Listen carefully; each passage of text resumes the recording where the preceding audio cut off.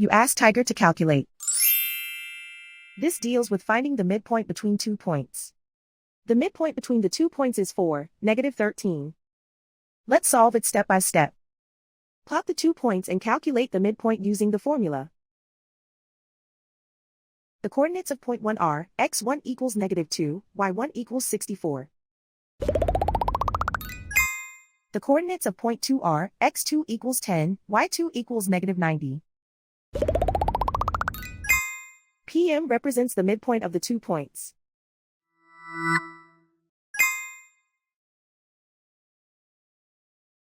Use the x values in the midpoint formula to find the midpoints x.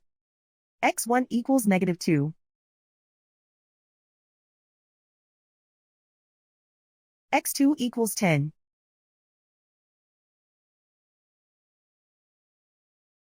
Simplify the arithmetic.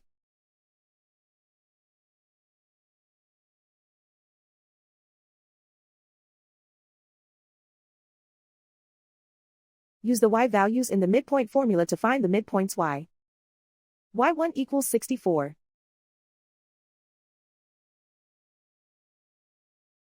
y2 equals -90. Simplify the arithmetic.